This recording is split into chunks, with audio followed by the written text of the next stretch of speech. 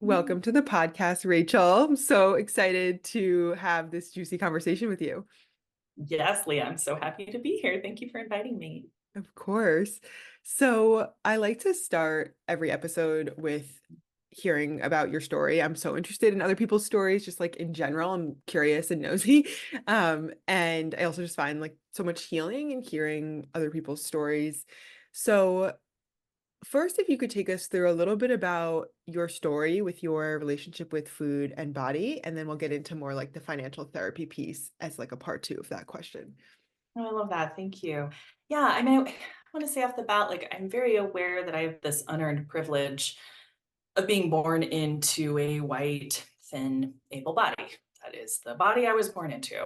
And I think a lot of my story is, inhabiting that body, the male gaze, all of that stuff, as well as my mother who had a very different body type and a very different relationship with money and was on constant diets and really kind of rejected her own body and would almost compare. She would compare us a lot. It was yucky, and I think honestly, I have a pretty good relationship with my body and food partially because I was rebelling against her.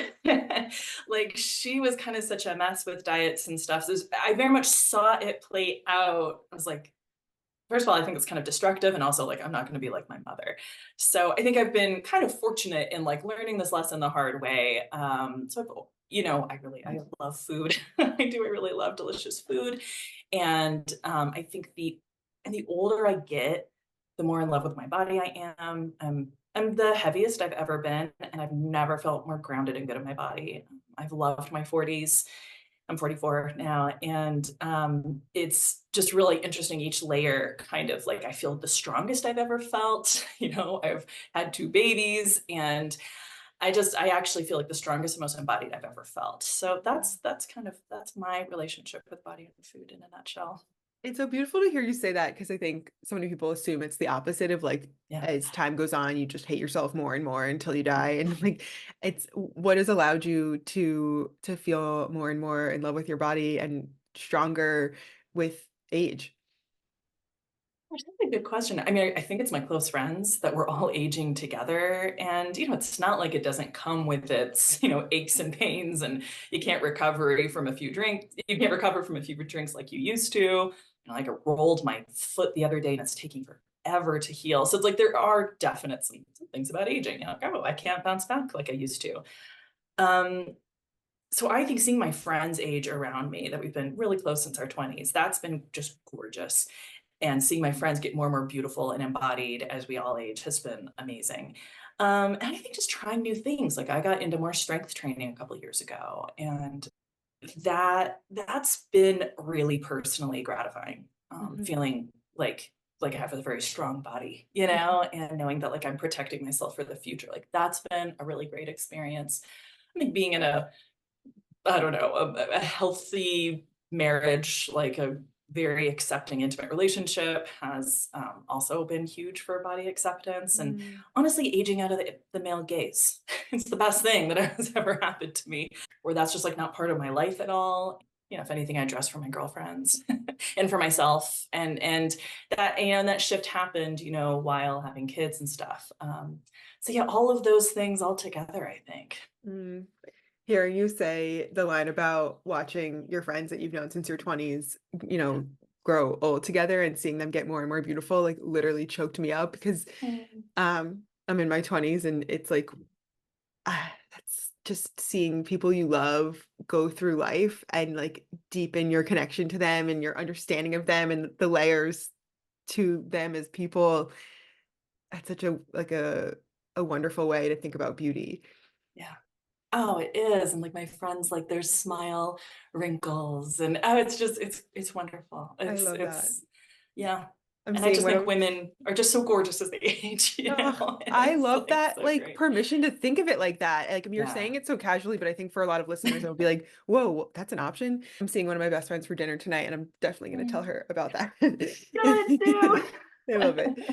So, the financial therapy piece of your story, what leads you to this work? What is financial therapy, and what's your story with your relationship with money? Mm.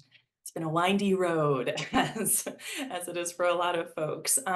So yes, we'll start with now. I am a financial therapist and a mental health counselor based in Denver, and I'm also a trained art therapist. So up until about 4 years ago, I was working exclusively as an art therapist who secretly had a love of money. And during the pandemic, when I had to close my practice, of course, like so many folks, it was a deeply emotional and reflective time for me.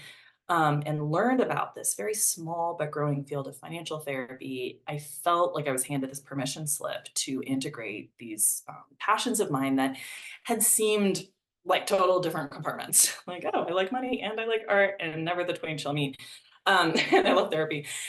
And it's like, oh, I could actually pull this all together. And I got really excited. And so as I decided to reopen my business a few years ago and really saying I'm a financial therapist, everything has aligned.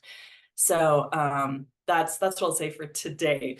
But looking back, I always had a comfort with the topic of money that I don't really know where it came from. I just was always sort of interested. I loved literally counting my pennies and starting little businesses. And my dad would have me help him with his taxes. Like my parents were, involved me in stuff, and also we went through some very, very lean times. And my parents were very honest with me about what we could and couldn't afford. And so like I think that openness really just taught me that like this is grown up stuff, and I liked being a grown up and pretending to be a grown up. And then I always had sort of a knack for numbers and stuff like that. Even though I ended up studying like religion and the arts, I also had this very strong analytical side. And I would say, like looking back, I do wish someone had said, "Wow, you're really good at this," and I think people did, and maybe I couldn't hear it because I felt like it was so boring to, like, be good with money or be good with numbers. And I think if I had had some mentorship there, that would have been great. And so I kind of went from admin job to admin job. Almost every job I had, I ended up working the books because I was like, "Yeah, I'll do that." It was never scary for me to, like, get into accounting, and, like, it just seemed pretty inherent for me. But then when I decided to become a therapist, it was just like a whole other thing. I've been in therapy my life, and, variety of anxiety and depression and all of that stuff. And I decided to go that route. Just the money stuff was just like, well, yeah, that's a skill of mine and that's fine. But there is this newer field of financial therapy. It really has maybe been around about 20 years. There is a financial therapy association where there's training and membership, and I'm part of that. And, it's this understanding that I think so many of us have where, oh, I didn't know financial therapy exists, but I completely kind of get it. Just putting those two words together. Like, yeah, money is really emotional. And we do need like maybe some expert guidance in this about the emotionality of it. So financial therapists could either come from the mental health side or from the financial side, and they have some crossover training. So Yeah. that's the field, and it's gonna go through a lot more changes, I think, but it is a small but mighty group of people. In your description of it, something in the way you just described it reminded me of this, like, brought up this parallel for me of the bulk of financial resources or like financial coaching that like I feel like most people can say, "Oh yeah, I know about that," is like someone to teach you like budgeting or stocks or something like very like action oriented or like almost like tangible. And I think that's really how it used to be for a while with food of like, here's a meal plan, here's what to do, here's what to eat. And then there's this like other side of it, which is how do you relate to money? How do you relate to food? That's more of this upstream, deeper emotional way entry point. And it's hugely important, as you and I both know. But does that parallel ring true to you? Oh, it completely does. It's like, okay, are you going to do an outside in approach or an inside out Yes. approach? And like the outside in approach is the one we might see on social media and stuff. Like, well, just do these 5 steps, or this worked for me, this should work for you, or it's just this easy, which sounds so much more clean, right? It sounds, oh, that's clear. Just tell me what to do. When I think you and I have learned in this process with both money and food, the inside out approach is more long lasting, it's more healing, it's a lot messier, it's a lot less clear, Mm, but it's much more integrative. So, I can understand the allure of the like, just do these things, but I know it doesn't work because yeah. people come to me like, well, I've tried X, Y, and Z, I've done Dave Ramsey. And it doesn't work. And Totally. just like budget culture, just like the, "Oh, just plan your meals," and da, da, da, da, or just drink lemon water when you first wake up. It's like, okay, I've tried all the tips and tricks. Something's still like I keep coming back here, or I keep hitting rock bottom. And it's like, okay, it's not a tips and tricks kind of solution. Right. I had a client say once, like, I've tried all the things and I just feel like something is deeply fucked up under the Yeah, surface. That was just a yeah, good way of wording it, of like, yeah, it's this like underlying belief system and core network that like has to do with what one, childhood things. And it's so much deeper than just do these things. Anytime I hear yeah. the word just, I'm like, ugh, spidey sense is going off. Like this is about to be invalidating. Me too. Yeah, and I hear a version of that sentence every day as well. If I could just get my shit together. And I'm always like, "Oh, okay, hang on. Hmm. This isn't a case of just getting your shit together." And if this were easy, you would have done it and you wouldn't have needed me. Exactly. It's not easy. And it's a sort of like repeated attempts to get better, and that kind of internal frustration, I think probably both of our audiences have sometimes, where it's like, "Oh, out there it looks so easy," or people make it look so easy, and I'm not finding it easy. And I want to say, well, those people are, there's a lot of this story you don't know. And Yeah. it's really not the whole story that you're seeing with these people who are making it look easy. I always say, like, I've looked under a lot of hoods, and there's more components to the money than you are seeing that's making this image happen. And probably the same with food. Absolutely. Absolutely. Okay, so you and I had a little connection call last week, and we were kind of just shooting the shit about ways that we might have overlaps in our work. You as a financial therapist and me as an intuitive eating dietitian, you teach intuitive spending, I teach intuitive eating. And so there's lots of ways that our work might be similar, but also some ways where it might not be exactly apples to apples. And Mhm. so the biggest one that kind of comes up is this binge restrict cycle. So with food, obviously diets lead to binging, obsession, and with money, I imagine it's some level of like I either like I didn't have it when I was young and now I want to buy all the things to feel accepted or fit in, or like an unstable income where when it comes I want to buy all the things, but then when it's not there, I have periods of restriction. How do you see this play out with money? I mean, exactly what you said. I feel like we can use very similar language. There's in the addiction type of cycle, we see this binge restrict, this sort of like attempts to get it together and then it falling apart, and then attempts to get together and falling apart. Um, I mean, I put relapse in air quotes, because it's like I don't want to equate all of this with like substance use, because it's not. But this sort of like fuck it point that so many people have, like, I am tired of saying no to myself, or like, oh, I just want this kind of release, I just want to go for it. I just want to spend that money or eat that thing, I'm sure. And I also want to make sure I stay in my lane, because I don't do food and diet stuff like you do. But like everyone kind of describes this the same way. I'm like, just fuck it. I've been holding back so long. And this could happen on a weekly basis, right? I see these cycles happen in kind of a shorter time frame, really monthly, weekly, something like that. And then there's a stage of kind of feeling hopeless, right? Like, ugh, I just went to Target and like there goes $300 or whatever it is. I'm feeling like, oh, I've tried so many times, I'll never get better at this. And then kind of we call it the awareness of the problem, which is the next stage, which is like, gosh, maybe I do kind of have a problem here, or hearing it reflected in something else. And then maybe wanting to take action, like, oh, maybe there is like a book I could pick up, or like there's got to be a better way, where you're kind of getting a little more ready to take some action. And then there's taking action, which is definitely the point where I meet people, and maybe for you too, where like, okay, there's got to be a better way. I'm going to take action. I'm going to commit to something, join a gym, join a program, read a book, hire a coach. And it's like, oh, I'm learning all these things. This is great. And kind of like maintaining, you would call it the maintenance phase, or where you're maintaining, and it's like, oh, you're seeing all this cool new stuff happen, or new habits. But along with that maintenance comes an aspect of restriction. Like, oh, I'm doing these new things. I'm not doing these other things. I'm having this sort of hyper awareness. When we're in that learning period, it's exciting. It's also taking a ton of energy. And then find that still I'm exhausted and having that fucking moment again. So it is a cycle, and I really normalize that cycle, and what I try to teach people is that when we're aware of the restriction cycle happens, right? Like, growth isn't linear. Mhm.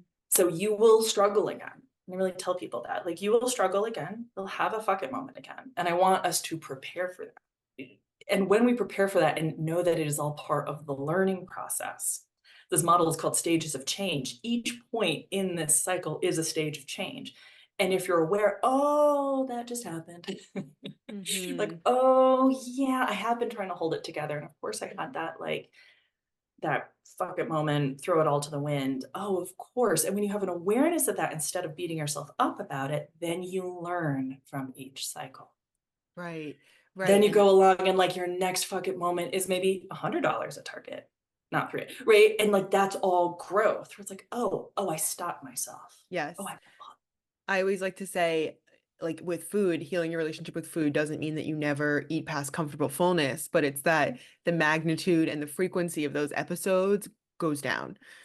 Yes, that's exactly it, and that's what I try to normalize with, with my audience as well, and I think that really works. We're like, yeah, oh, I had to get bailed out by my parents again for $500. Well, last year it was 5,000.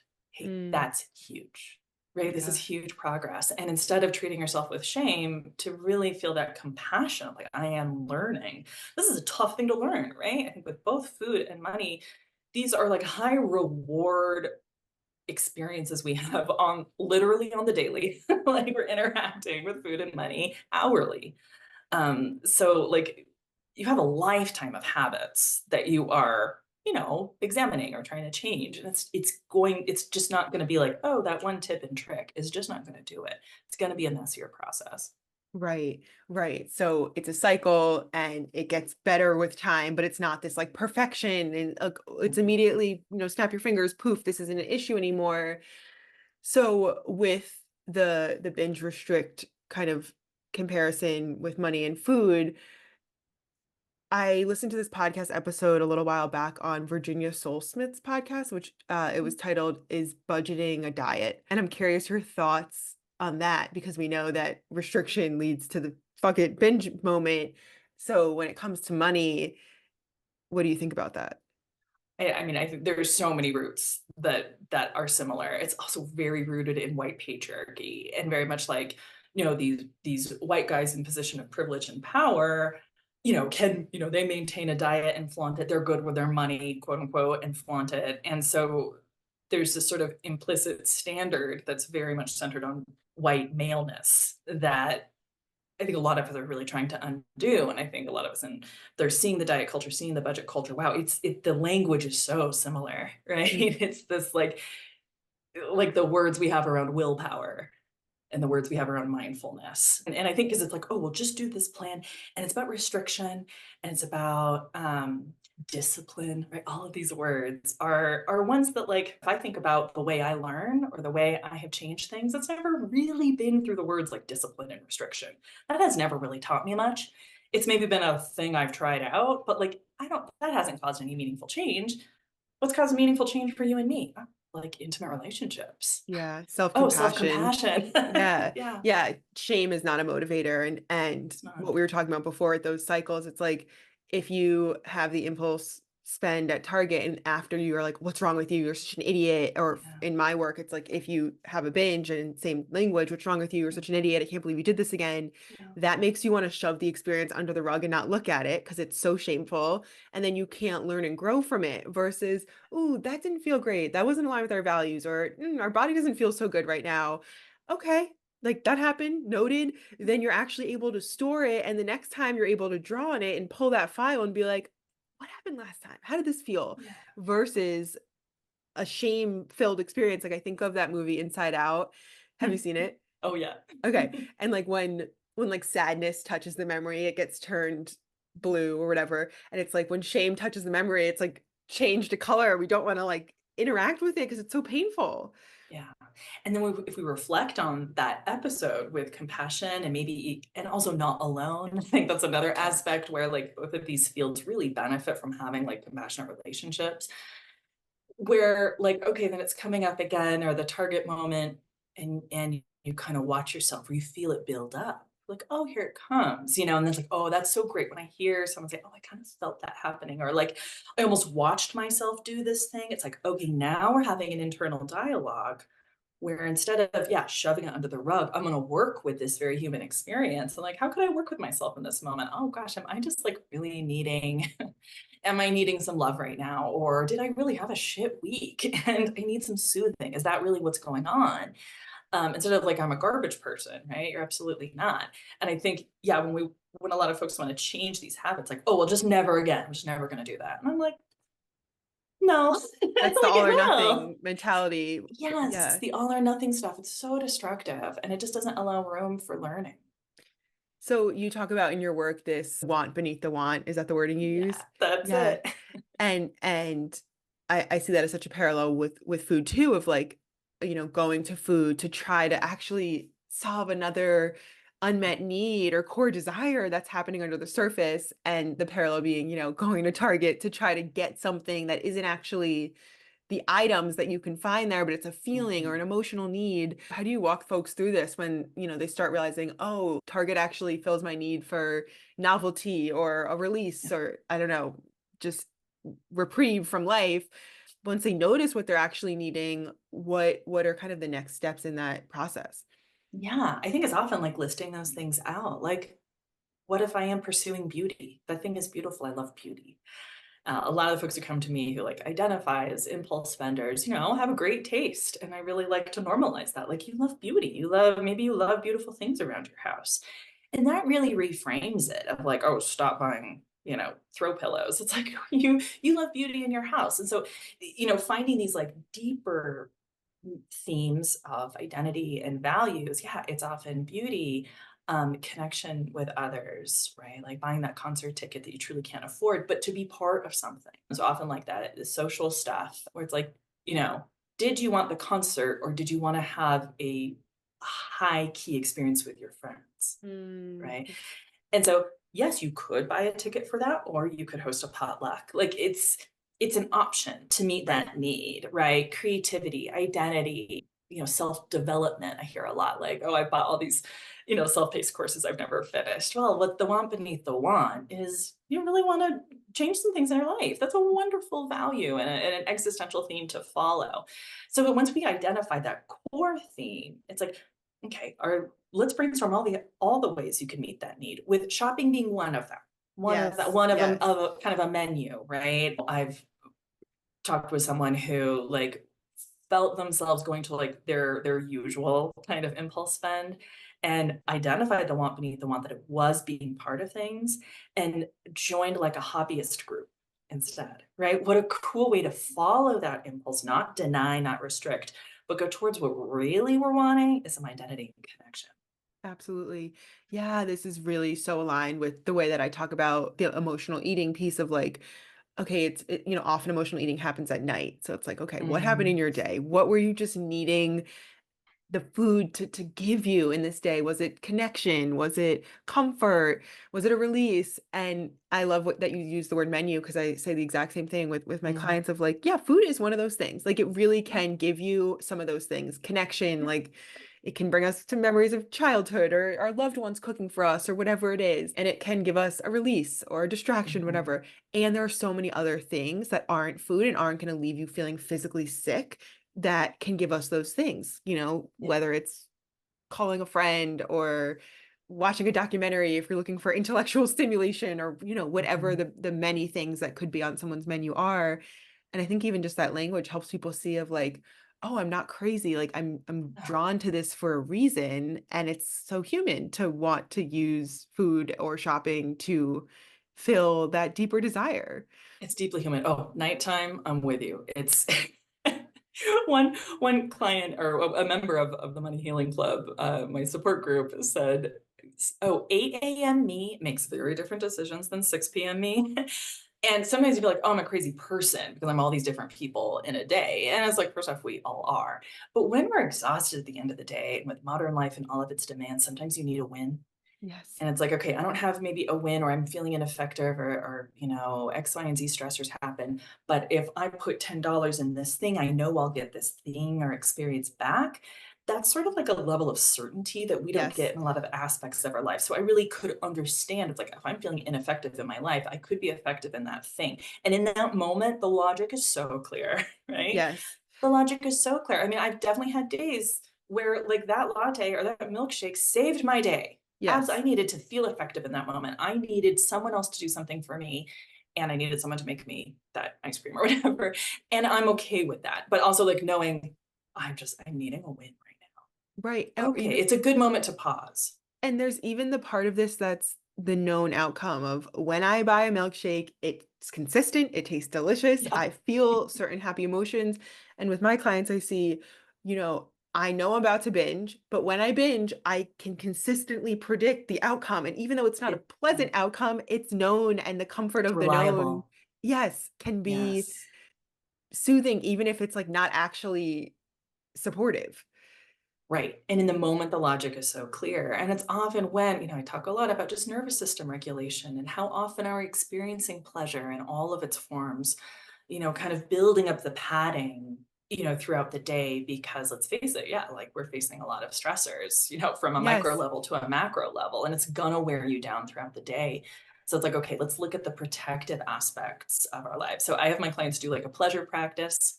I come up with just a little mini, like just a little experience that's pleasant and try to I do love that same thing every day for a while. And if you get tired of it, just switch it, right? But to kind of remind yourself of the work you're doing and that you're in your body and you're in your place. And if you're in a safe place, to remind yourself you're in a safe place. And this little thing, and we're not talking, weekend warrior stuff. We're not talking about like doing the whole yoga class or like, we're Yeah. talking this little, like you're going to close your eyes when you sip your tea in the morning. That's it, right? Mm, Or you're going to do a little essential oil, or you're going to do a little bit of light stretching, or you're going to call a friend, or, one of these things we all know. It's all usually aligned with good self care practices. But for it to be a little micro moment, um, and finding that, like, oh, when I'm doing that check in with myself and I'm feeling some pleasure, then it's like I can deliver that want. I don't need that throw pillow to deliver the want anymore. It doesn't do it for me in the same way.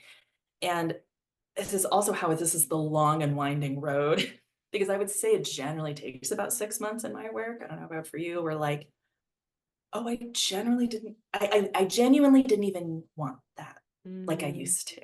I genuinely could, like, walk past that shop and just be like, "Not today," no problem. It yes. takes a while, and I let people know, like, this is the long game, and it takes a while, but it does happen with this, like, with the intention and checking in and maybe being part of relationships that are really healing about it, where it's not about restriction anymore. Like I truly don't want that. Like I know that I want my money to go towards this, and that feels Right. good for me. And Yeah. it's a difference between walking past that store and like, I'm not allowed to go there Right. versus a genuine like inside feeling of like, I feel content. I don't need the hit of dopamine Yeah. from this throw pill or whatever. What you said about like infusing pleasure throughout the day is I just love that so much. And what comes up for me is I love to listen to a podcast or watch a YouTube video while I eat. Mm. Because it's like I work from home alone and I'm spending like eating like a lot of meals alone and having someone, a voice, or like watching something while I'm eating feels so lovely to me. And it also helps me to really not like work. I'm like, oh, I'm switching from work to Mm. joy during this meal. And again, I just see such a parallel with my clients. It's like if they're eating the diet food all throughout the day, denying themselves, oh, the sandwich came with a salad or fries, and they chose the salad because they felt like they had to. And, that's one deprivation block. And then another deprivation block of like, they really wanted a sweet after their lunch, but they said, no, that's not allowed. And then it's like at night, the whole like tower of blocks comes tumbling down versus if your day was infused with like micro moments of satisfaction and pleasure, it wouldn't all be riding in this like one nighttime snack that turns into a binge. So I Mhm. really love that idea of intentionally infusing pleasure throughout the day versus having like sort of like a lackluster day to day and then relying on these more like concentrated hits of dopamine. Right, when you're all out, like, you're all out of willpower or whatever, your tank is just sort of empty, and, I think in both of our fields, it's like, "Oh, then, we're doom scrolling," and I don't know, like, food and money are major in the influencer world, like, everyone's Totally. got their opinions, everyone's showing it off, and if you're at kind of a low point and you're not feeling great, then like we're just bombarded with those asks and those advertisements and the one pill or the one budget sheet. And yeah, and so much of our work is like, let's really look at your social media experience and consumption. And so many people in the club are just like getting Instagram off their phones. It's like I just can't. Like Yeah. it's just too much. I want to talk about this piece of parallel between sort of getting your shit together with food and getting your shit together with Mhm. money, and of how the sort of cultural narrative is placing the responsibility on the individual of like it's your fault versus looking at the systems. So how does this show up with money culture and personal finance culture? How do you see this in your work? Of course, it's so huge. My therapy training was in social justice, and so like I'm trained to take everything as like a multicultural intersectional lens. So it's like, okay, where's my client at in terms of age, demographic, race, ethnicity, gender, like all religion, all of these like intersectional experiences. And of course, like we all have our individual experiences and all of that, and then also looking at the systemic factors. So I do primarily work with women, not exclusively, but primarily with women. And so there's this very gendered aspect of how women generally are engendered to relate to money, to like be very appreciative of everything they get, to avoid conflict, to which is a self-preservation thing from multi-generational trauma, which of course is another theme of multi-generational trauma, especially related to money. Money often equals survival, equals safety, and has for our ancestors, even just a couple generations back. I say ancestors, it could just be your parents, grandparents, where it's the money under the mattress that saved the family, right? Like, so the very intense ties to our identities that relates to the greater world. And then of course, depending on what country you live in, the systems you're dealing with, from taxation to laws to welfare to all of these systems intersecting, and the experience of poverty being traumatic. So it's just there's just so much there where it's like it is you and it's so much more than you. And it's like Right. we've got these systemic problems, but oh no, you need to pull yourself up from your bootstraps. Or I hate these, there's this thing going around of like the 50-30-20 rule, and it only works if you're earning six figures. So like, Mm, oh, well, I should be saving 20% of my income. Well, what are you earning? $30,000 a year. I don't, that breakdown doesn't work if you're lower income. mm, And for these influencers to say that it should, they're completely misguided and coming from a really privileged place. So I don't apply any rules like that. That just doesn't make any sense. So I mean, it's like such a complicated thing to even start, but I'm looking at all of these intersectionalities. I'm asking my clients how they identify with all this, what they know about their family, because all of this is playing out. right. And, like, for example, like chronic health conditions, it's like, okay, well, for someone with a chronic health condition, getting a massage is not a luxury. It's an Mm, absolute necessity, right? So this is like, oh, you need to know your wants versus needs.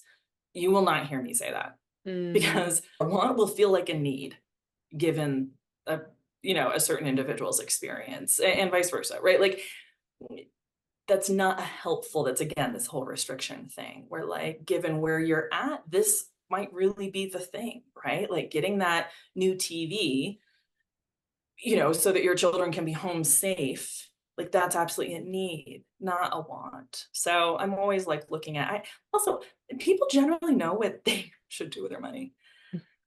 It's like this isn't news, right? Earn more, spend less, save the difference. Yeah, right. It's not that's like a that's it. knowledge gap. It's No, yeah. they're generally, and this whole thing like, oh, financial literacy needs to improve. Financial literacy has like done the best it can, and like it's Hmm. not. I mean, yes, there might be a few little gaps, but that's not really it. It's this conversation about consumerism and reward cycle and keeping up with the Joneses. Like it's all of these social pressures that are Right. really the problem, not financial literacy.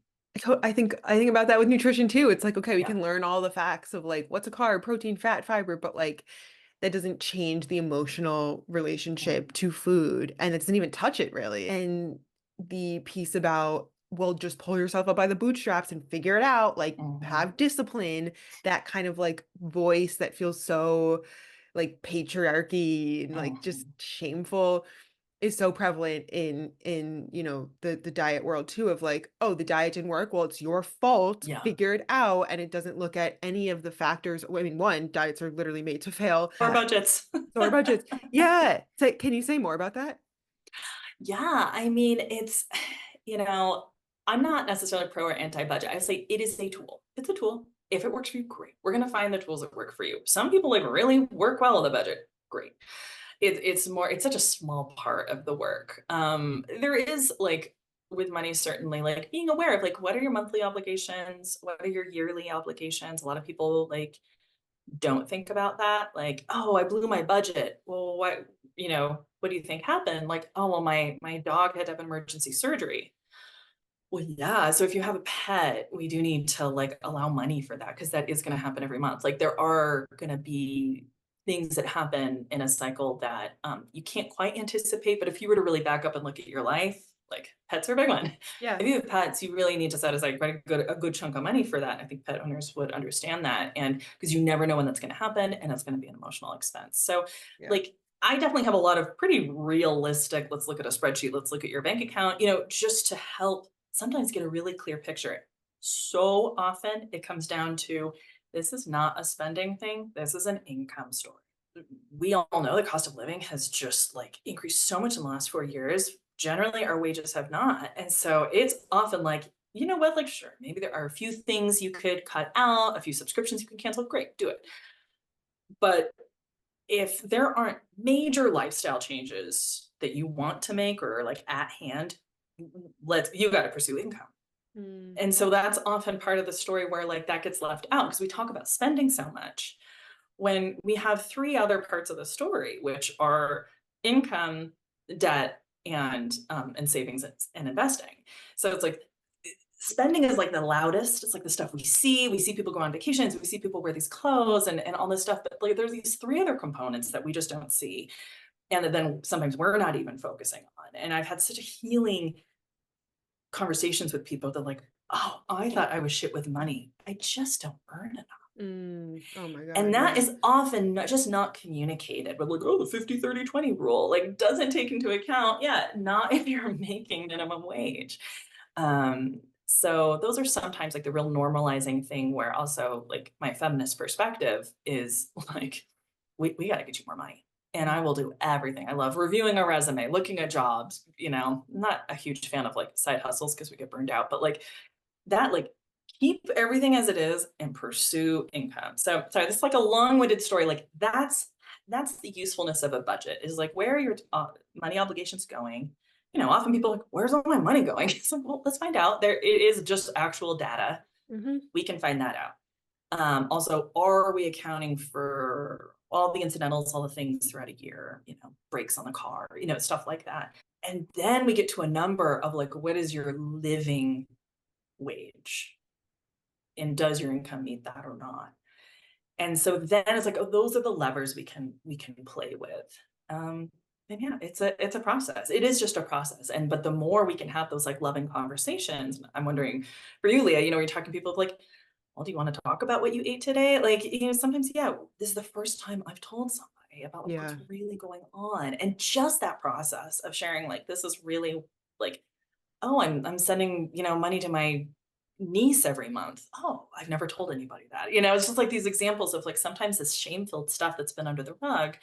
It's like, what does your money life really look like? And talking with someone who's going to love and accept you for it, that's the work.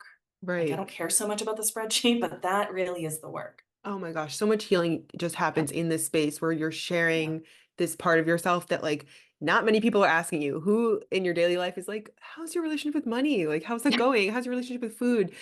So there's like I wish healing it was. being heard. Yeah. Yeah, it really is. And it's the thing like, oh, I don't feel like I can share. I'm going to be judged, or I just bought that thing I really couldn't afford, or I have this debt. I really wish this is like my mission to just normalize these Right. Well, then experiences. it goes Yeah. back to like, of course you bought that thing you couldn't afford. Like again, what Yeah. was the want beyond the want? What did you need? And I think about Yeah. that with food too. Like I always say to my clients, like your body's trying to protect you. Like often my clients have been through decades of dieting and it's like, of course you want the high sugary, high fat, calorically dense things because your body is literally worried that another diet slash period of starvation is around the corner. So it's like all of this makes sense. We adapt these ways for a reason, and our bodies and brains like aren't betraying us. We just have to like Yeah. understand them to work with them. Yeah. So true. And you know, it is interesting. I mean, do you want to shift into the conversation about addiction? Because Yes, I we've do want to mentioned shift in the that, which I think conversation. is like so juicy. Yes. Okay. So intuitive spending and intuitive eating, there's a lot of parallels, which like I don't even think we like covered every single one, and like more were coming up as we were talking, but Mhm, maybe we'll have to have a part two of this episode. But one that might actually not be an apples to apples parallel is this idea of food addiction versus shopping addiction or money addiction, spending addiction. mhm, Folks who listen to this podcast know that I'm firm in my stance that food addiction isn't a thing, sugar addiction isn't a thing. I'll link to a whole episode on that, but I'll speak on it briefly um, as it relates to our conversation. And you've shared that you do think that shopping slash spending addiction is real. mhm. Tell us more about that. Yeah. Yes. Well, so yeah, so I will say this was actually such a good. I'm so glad you brought it up because it caused me to kind of like do a little more research and in the literature. So shopping addiction is not a diagnosis, but it's considered it can be included in like the mental health world as kind of a behavioral impulse. It's more of an impulse control disorder right now, kind of in a catch-all. So it has not been defined, and there's definitely talk of it becoming defined. And there is this debate: is it an impulse control disorder or an addiction? I see both, depending on the person. The reason I really try to normalize that one can be addicted to spending is because it meets the criteria, as well as so many of my clients are actively sober from alcohol and drugs. Mm, So, like, and when I use this lingo, they're like, yeah, that hits. So, just anecdotally, granted, this is not like research based, but just anecdotally from my work, when I use an addiction model, when we talk about their relationship with substance previously, like, oh, that kind of just transferred over to money. I get the same, it's a very similar experience. So, and it could be because I attract folks who have like addictive tendencies, then it's like, okay, this is all working here. Granted, like not everyone with impulse control has addiction, right? There's a continuum here. However, the longer someone has impulse control problems, the more likely it's going to develop into an addiction. And so, like some of the like the defining characteristics of any addiction are having very few limits, of exceeding what you intended, being pretty consistent about that use, forgetfulness, a lot of energy pursuing and concealing the thing, feeling powerless, and it affecting relationships. mhm. So when we see, a good number of those lines being checked, it's like, okay, this is maybe not problem behavior, this is addictive behavior. And, where that line gets crossed, who knows? Yeah. But all I know is when I normalize that, that's really, really helpful for my clients. And I know I'm onto something. Yeah. And there's definitely talk about in the next iteration of the diagnostic statistical manual, it being a little more laid out. However, right now, gambling addiction is defined as well as hoarding disorder often has like a real financial component, but not every person who, has a spending addiction is a hoarder. So I wouldn't say it's just like an aspect of that behavior. But I think we're going to see as mental health research goes along and the DSM keeps getting revised, I think it's going to get more identified. So that's kind of my spiel on It's interesting because when you list out the pieces of like forgetfulness, like secrecy and shame, like it. hiding it, what were some of the other ones? Constant pursuit, affecting relationships, and feeling powerless. I mean, check, check, check, check, check in terms of people's relationship with food. Yeah. The difference is, and I wonder your thoughts on this, like because I want to say we need food to live, right? That's like not up for debate. But do we need like shopping, spending to live? Like, yes, it's like a Right. Well, we modern need day. We money. need So it's money. like, yeah. And I think you had brought up in another one of your interviews I listened to, it's like, well, it's not really the food, it's the restriction. I was like, Right. that's a So really that's, good point. It's like yeah. it's not the money, it's the restriction. And that's given me a lot of quote food for thought. Thinking about this work, it's like, yeah, it's not money, it's the restriction. Right. So I'll put the link to that episode because I know Yeah. the one that you Yeah. listened to in the show notes. But just to say it here briefly, there's really interesting research. So all the time I have a client send me, well, Leah, what about this? Like, how can we do intuitive eating if the food is engineered to be addictive? And it's like a study. There's this one that always goes around where, it's like Oreos as addictive as cocaine. Mhm, That's the flashy heading. But if you really look into the research, they give some like lab rats. There's two groups. One has unlimited access to like a sugar water substance, and the other has intermittent access where it's there, it's taken away, it's there, it's taken away. And only the group that had the intermittent access showed the addiction-like behaviors, mhm, whereas the one with consistent access didn't. But then the headline gets blown up about the one with the mhm, intermittent access, which really mirrors restriction of like, oh, is mhm. restriction around the corner? Do I need to gorge on this now because Yeah, it's going to be taken away? That shows us it's not the sugar in and of itself, it's the mhm. context of restriction or intermittent access. I wonder what you think about that relating to money. I think it definitely does. There's this phenomenon that I've seen that I would love to be part of research to see of for so many folks, this discomfort with money sitting in the account and almost really this impulsive, compulsive reaction like it's got to go or I got Whoa. to spend it. And that I think there's a lot there and it could be different for every person, but and I think you're right. It has something to do with this rise and fall of and I've unpacked this in some group stuff too. Like I've just put it out there. You guys, what are things going on there? Right. And folks really saying, okay, one thing, like I'll be judged if I misuse this money. Mm, But like if I spend it on this thing, this dress, this trip, that makes sense because it's concrete. If I keep it, what if I try to invest it and I mess up? mm, Like rather the sure thing, like we said before, like the reliable thing is to buy something with it. The thing I'm not sure about is like investing and saving it. So it's kind of like the devil. And then it's also like I don't even know what that means to me to have money sitting in my account to roll over to the next month. Like that's sort of like it's so like not what I'm used to, not part of my identity. And mm, that like, oh, then that means maybe I'm not meeting a need. So mm. it is, and I think you're really right that it has like if I have lived with restriction before and I'm at the end of the month and I happen to have money left over, then it's like, oh, well, what if life gets hard again? Right. Or I better like, stock up the pantry or something, yeah. right? Or like I try another kick where I'm budgeting really strictly and like I'm not allowed to Yeah, spend this. So should I just fuck it right now before I start a clean yeah, slate next month? yeah. It's really interesting, especially as like payroll cycles, Yeah. receiving money, spending money, and it's these weird like cycles that we're part of. And if we're rewrite, if it's like, oh well, and it's also just a habit. If I'm used to always spending my money, that I don't even know what does that mean to have this thing sitting at the end. So yeah, I think you're right. To the back up, it's like it's not money.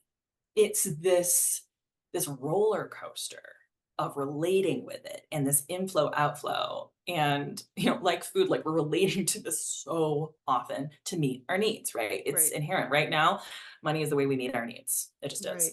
So it's neutral. Money is neutral. It's but it will highlight unfinished business that Right. we need to work with. It's so interesting. And another piece of the addiction conversation is like often in these articles, the thing that gets pulled out of the research is the same brain regions light up when consuming sugar as, Mm, the same regions that light up when having cocaine. And mhm. it's like, yeah, well, both those things deliver pleasure. So like that in Yeah. and of itself, it's like, yeah, those brain regions light up when you're having sex or, listening to music or doing anything that brings you pleasure, And but that doesn't just, gambling. yeah. So it doesn't automatically equal addiction, but sometimes it does. Those brain regions can light up when you're engaging in addictive behaviors too. Are you familiar with the book Burnout No. that came out a few years ago by Emily Nagoski? They Oh, I talk know Emily about Nagoski, but I'm not oh, familiar with that cool. one.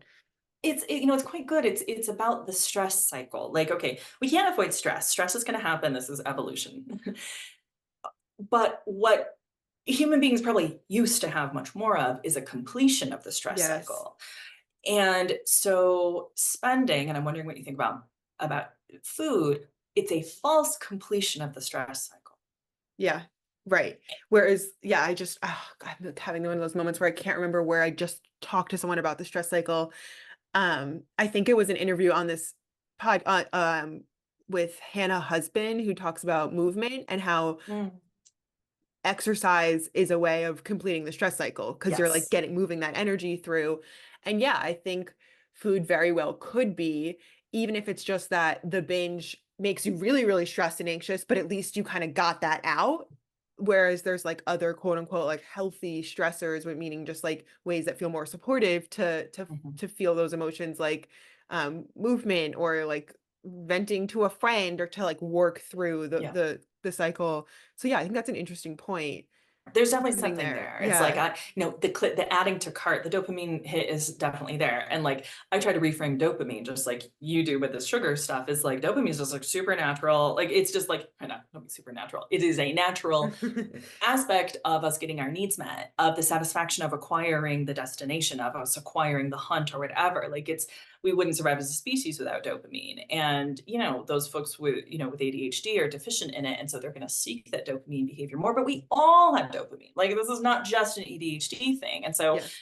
I try to normalize, yeah, that dopamine seeking is very natural. And yeah, again, how could you maybe redirect that? And actually, I this is one part I bring the art making in is, what if you made an image of that thing you want to buy? It actually still activates the dopamine because you've Mm, made an image, you've made it real. Then you can work with it. Do I want to buy that chair? I've made an actual image of it. I've sort of like expelled that energy. Now we're kind of completing the stress cycle and coming down. No money's been spent. What is the want beneath the want? Will that help you pause? And often it does. It really helps people pause. Like, oh, mm, maybe it's not that chair, it's that I want to feel more comfortable in my home. mm. Right. So it's like now we can back up and work on it. So that's one of the ways I bring image making into the work. Oh, I love that. Something tangible, like that you can work with and see, okay, now that this is out in the world, am I Yeah. fulfilled or is something else coming up? That's so interesting. I want to return to the piece about social media. Mm, And the thought I was having, like literally this morning before we hopped on this call, was so often I think in my work, folks aren't realizing that their relationship with food is disordered, because mm, disordered eating is not only normalized in our society, but it's mm, often praised, where it's like, oh, you're so good, you're so disciplined, but it's really disordered eating. And I was mm. thinking about that this morning as I was on TikTok, and it's like consumerism is so normalized and even praised, of like this is what influencers do. And so I feel like my hunch is like that would make it more difficult to acknowledge or notice that like you actually are struggling with compulsive spending or your relationship with money, because it's like everyone's doing it. It feels like Yeah. everyone's doing it. I'm scrolling TikTok, everyone's doing unboxings and hauls, or even I've seen people say things like, oops, like maxing out my credit card for a Euro trip, like joking about something that's like actually could be a Oh, sign of like a really underlying problematic situation. it makes my heart break every time. I'm like, "Oh, like, I do, I feel sad about that, and yeah, one like, a topic that came up for me is just very fresh, and I unpacked it a lot in my social media and club and my emails, is vacations. Vacations are such a status symbol, a thing you're supposed to do, an aspect of self-care. It signals so much. It signals class, it signals success, and it's this expectation that like, oh, we should all love to travel and put our money towards it. And there are people who genuinely love travel and will put their money towards it. It's no shade on that, but we don't all.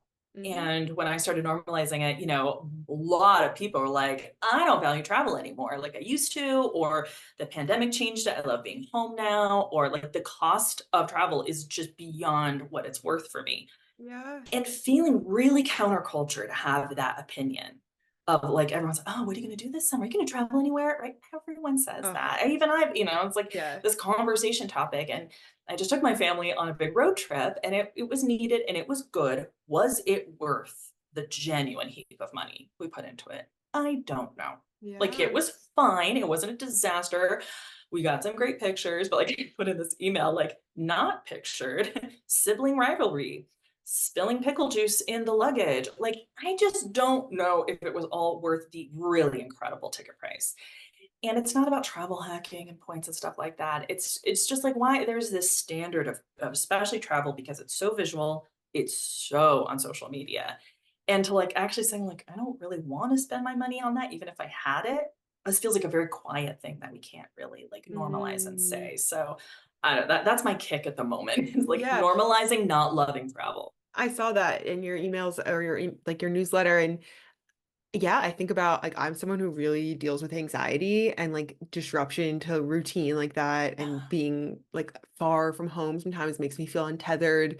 Sometimes it's good, a good push, but sometimes depending on the season of life that I'm in, it can be a lot to and then you have that like meta shame kind of like, oh, I'm traveling, I spent a lot of money, I should be enjoying this, but I'm anxious, I'm stressed, and like now I'm stressed that I'm spent so much money and I'm not enjoying it. Like I'm there's not doing this right. yeah, exactly. What do you think about the impact of these hauls and Mm, almost like even get ready with me's of like all of the makeup products and the skincare products and the hauls of like shopping mhm. hauls, unboxings, or even just like the videos I see of like restock my whatever with me. And then it's like it just feels like so much excess of like Oh, five little brushes to put in the car. I don't know, like that kind of thing. Like, right.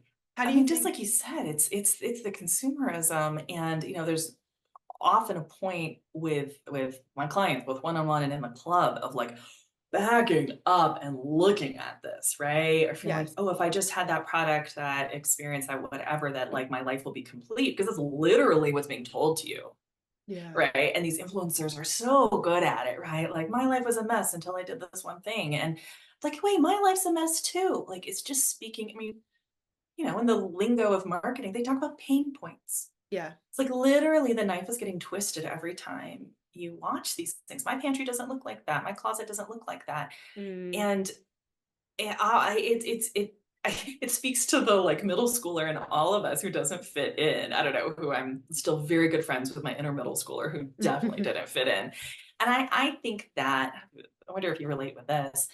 I think the act of healing relationship with money ends up also being an act of rebellion, an act of like really bucking trends, being pretty radical about what you're going to do that doesn't look like anybody else. Mhm. And it's hard. That's like really hard. It's that inside out approach that we were talking about earlier. You end up being a little radical. And I often ask my clients, like, when was a time that you like went against the norm? Because that's what this process is. So trying to find like another example of going against a norm, that like, ooh, I try to like find that little inner protester, that Yeah. little bit of like, who took to the streets and marched, or who like said, I'm not doing that. And I love that little part of us, that little adolescent part of us, because I think that part is a really important asset, because we really do have to buck trends to get better with money for sure. And I'm guessing with food as well. Yeah. There's quite a good book we read in the club called The Year of Less. Mm. I would recommend it if anyone hasn't read it. It's a memoir, and it's not a Marie Kondo decluttering. It's absolutely not. It is a person who has struggled with addiction, a millennial woman living on her own, and and she's pretty rigid, but you throughout the year she actually goes through a binge restrict cycle with this rigidity with money. And we all read it in the club, and it really impacted us. And Mm. a lot of these folks who are trying to get better with money and probably better with health and stuff, leave social media, because it's just too hard to have that knife twisted 15 times a day or more. Right. And I think of like the specific piece of preying on women and women's insecurities. There's this great quote. If tomorrow a woman woke up and decided they really liked themselves, imagine how many industries would go out of business. And it's like it's preying on this like oh like you want to fit in, you want to have like the all beige living room and that's like the aesthetic living room, or you want to fit in body wise, so just do this diet or this plan.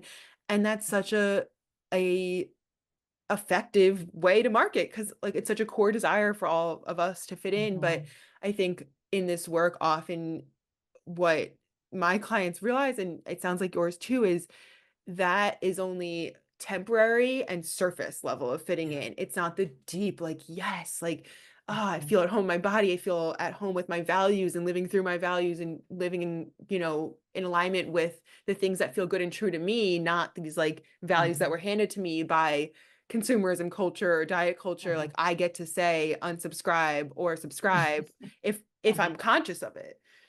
And would you, if you get better with money, whatever that means for you, if you have more savings, if you invest in things, and that means you're also saying no to a lot of things, then what's that experience of maybe doing better than your peers? Better, I put in quotes.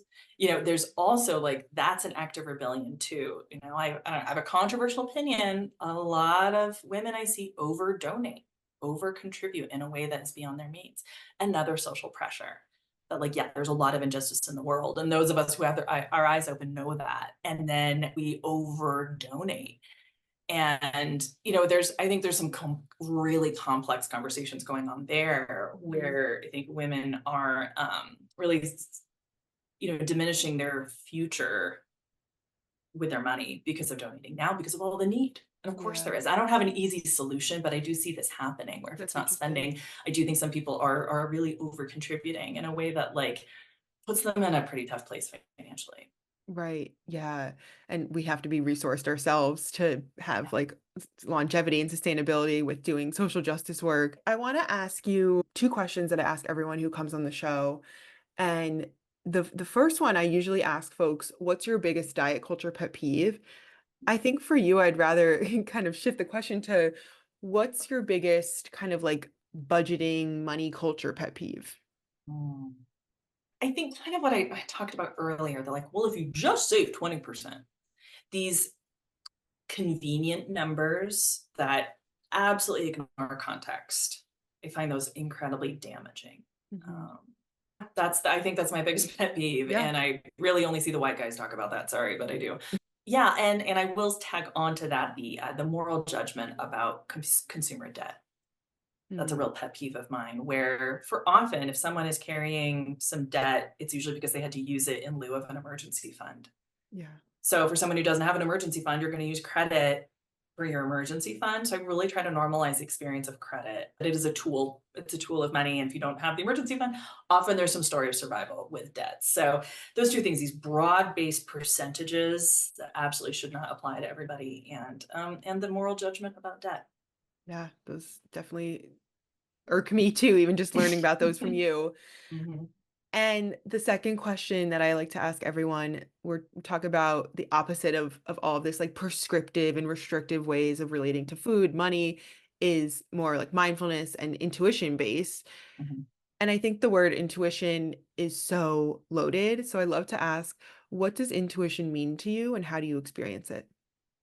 Yeah, I even had someone tell me, "Ugh, mindfulness is also loaded." I don't know what that means anymore. It's like, fair enough. Um, what does intuition mean? There's this therapy approach called internal family systems. Yeah, You I'm may have familiar. heard Yeah, I of love it. IFS. Yeah. Yeah. It's so good. It really works with money stuff. And so I think of intuition as big self energy. And that works better for me than intuition because I think sometimes we confuse intuition with like, oh, I'm dysregulated. I need that thing. That can feel like intuition, right? Not that that's wrong, but when I think about big self energy, which is one way to describe it, it's like the eye of the storm. What part of you is watching all the other parts do their thing? What part of you has that sense of knowing? There's these common ways people describe their self, which is like compassionate, creative. I don't know. There's all these C's. I don't have it handy, and it's not neutral necessarily at all, but it's like that deep sense of knowing, and everyone has experienced it at some point. The more you can live from that self energy, it's first off, I think it's your best financial tool. Absolutely. Big self energy knows what to do with money. Mm, Knows knows when to spend, not to spend, what to do. Like it's it's your best source of wisdom and to identify the other parts that might have be really loud and have other opinions about what you should do, but the big self energy. So I like the term big self energy more than intuition. I think intuition is talking about that. It's mm, like, no, the deep, that core part of you, that quiet part that's always been there and always will be, that's your intuition. mm. I love that answer. I never had someone describe it like that. Big self I'm like, energy, but BSE, big self BSC, big self energy. energy. I love that so much. Is there anything else that you're feeling called to share? Anything on your heart that we missed? Though, like, I feel like there's so much that we could get into. Maybe we'll have a I know part there's so two. much, and I think we were describing in so many ways the nugget of it, which is like there isn't a right or wrong way to do this. You probably know more than you think you do. You probably need some loving relationships in your life.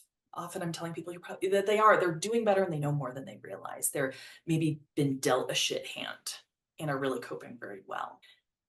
Get a break from social media if you need it. And that big self energy is your best financial tool. And I know Mhm. that everyone has it in them. Yeah.